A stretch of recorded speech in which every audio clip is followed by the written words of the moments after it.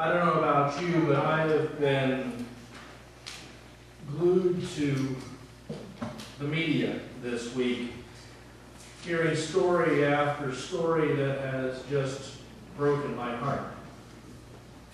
And then I have listened as wise people have spoken about our need to come together as a nation. I've also, of course, listened as some less than wise people did the same with a different message. It seems that so often in times of social distress, people start talking. And so often we don't listen. So I've got to admit that I come into the pulpit this morning as a speaker with some nerves. I come in realizing that there's very little that I can say that will make the world better. But I also know that the task of the gospel is to find the good news and to share it. And so today we turn to the scriptures. We hear a word from Amos, that prophet of so long ago who spoke of God judging the nation of Israel as with a plumb bob, to see if the nation were truly upright as it should be. It seems like this week our nation is being judged with a plumb line. We have mourned the deaths of Alton Sterling and Fernando Castillo, shot by police officers. We have also mourned the death of 5 Dallas police officers killed in an act of retaliatory violence. And so we mourn officers Lorne Aarons, Michael Smith, Michael Cole, Patrick Zamara, and the DART officer Brent Thompson. We share our prayers for the 7 other officers wounded in this attack. But the list goes on. For in this last week in Bristol, Tennessee, a man opened fire on motorists early Thursday at a motel along the Volunteer Parkway, killing a woman and wounding 3 people, including a police officer. In the St. Louis area, a police officer was shot in the back of his neck Friday morning by a suspect stopped for speeding. In Valdosta, Georgia, a police officer was shot Friday morning by a man who placed a 911 call, and when the officer arrived on scene and stepped out of his car, shot him. There's a lot going on in our country right now. And God offers us a word of judgment. God offers us a challenge. Because it's easy for us to envision how things should be. It's easy for us to see that true line of a plumb bob and see how our civilization is out of whack, how we're tilted off to one side. And so we cry out for healing. We cry out for new life. Now, I mentioned that over the last week I've been listening to wise people sharing their thoughts on what's going on, people who are intimately involved. I've been listening to African American voices and officers of the law. I've been listening to people who are peacemakers. I've been listening to people who are angry and upset. There are plenty of people out there who want to tell us what the problem is. The problem is cops. It's cops who carry guns who shoot people. Or maybe the problem is African Americans. No. Neither one of those is true. The problem is really us. The problem is what lies in our hearts, not just as individuals, but as a society. The problem lies in our quickness to point to someone who is different from us and to label them as the other, to label them even as the enemy. And it's important that we recognize that, not as a problem that those people have, but as a problem that each one of us carries within us.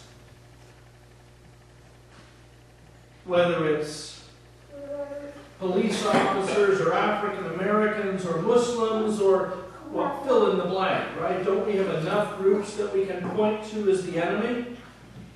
No matter who that group may be, I'm sure each one of us could tell a story of someone from that group who has made a positive impact on our lives. I could tell you about my dear friend Azim Mahmoud, the Imam, with whose community I gathered for an iftar celebration in the closing days of Ramadan. I could tell you about Officer Hector Cardona, with whom I worked in the Meriden Police Department where I was a chaplain. I could tell you of walking a beat with him and of the day that we stopped at a playground where there was a group of African American young men playing basketball, and how Hector took off his hat and set it down on the bench, and we spent about 20 minutes shooting hoops and building relationships. I could tell you about my dear friend Valerie Carter, one of my mentors in ministry, the pastor who married Kimberly and me, an African American woman who opened my eyes to race. Well, not really the race itself, but to bridging the gulf of race. I could tell you stories all day about people from those other tribes and how they have changed me. And I'm sure you could too. But you know, if we just tell individual stories, if we pick poster children for groups, we do the same thing that we accuse others of doing. We marginalize people just by picking out a representative. And so what we're called to do is not to tell a story, but to unite our lives with the stories of others, to live in community, to learn who our neighbors truly are. In today's reading from Luke's Gospel, Jesus is faced with a teacher of the law, with someone who was really good at dissecting the truth into little bite-sized pieces, of discerning between this and that, of making sure that everything was correct.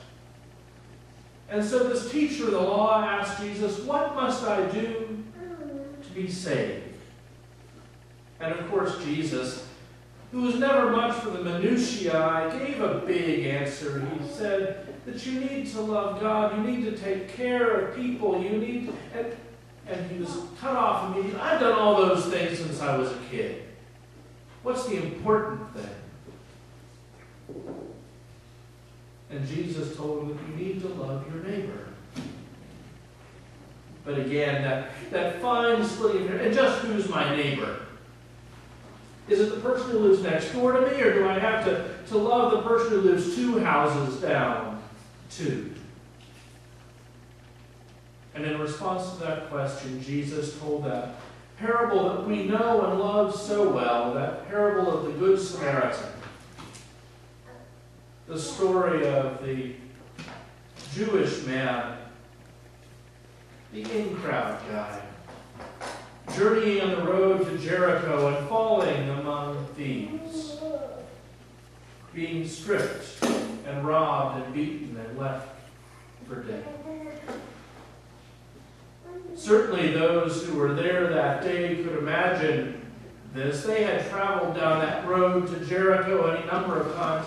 They knew it was a dangerous spot with high cliffs lining one side where bandits could lie in wait. They knew the fear of coming around the curve and gripping their staff a little more tightly because you never knew who you might meet. And so Jesus told the story of the man beaten and left for dead. But there was a priest, he told them, making his way to Jerusalem to serve in the temple. And the people hearing the story smiled. This is one of our guys. This is one of our leaders. This is one of the people who certainly will help this man. But no, Jesus said. He looked at the man lying there in the road and moved over to the side and passed by.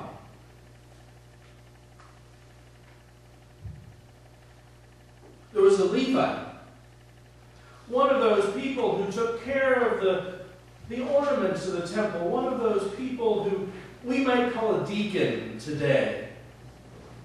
And again, the hearers of Jesus' story rejoiced because, well, if the priest didn't stop, at least we know that this professional caretaker of the temple will stop. After all, that's what he's there for. But the Levite, hurrying along, saw the man lying there in the road and also passed him by. Jesus doesn't explain why. He just tells it like it is. They passed by. They didn't stop and help. But there was a third man, a Samaritan. And this is where those listening to Jesus cringed. Not a Samaritan, not one of those. This is going to go badly. He's going to come and he's probably going to kill him. At the very least, he's going to pick what's left of his pocket. But no, Jesus says, this Samaritan came and found the man lying in the road, and he bent and he bound up his wounds, pouring oil and wine on them. And he put the man on his own donkey and carried him the rest of the way to Jerusalem. And he stopped at the inn. And he gave the innkeeper 2 denarii. Hundreds of dollars, by the way. Saying, take care of it. And if it costs more than this, when I come back, I will pay you for whatever it costs. Which one of these, Jesus asked, which one is the neighbor to this man who is beaten and robbed? And the lawyer stopped. And he answered and he said, it was the and he couldn't say it. It was the one who showed him mercy. Go and do likewise, Jesus told him. So who's our neighbor? It's definitely that person who lives next door to us, or in my case, upstairs too. It's for sure the person who lives the next house down, and probably the people along the block. And I think it's those people that we agree with, right? The people who agree with, they're our neighbors, and we're in the same thought world. And it's probably those people who we don't agree with, too. After all, the showing of mercy has absolutely nothing to do with agreement. And you know, it's probably those people who live on the other side of the world, those who are fleeing violence in their homelands.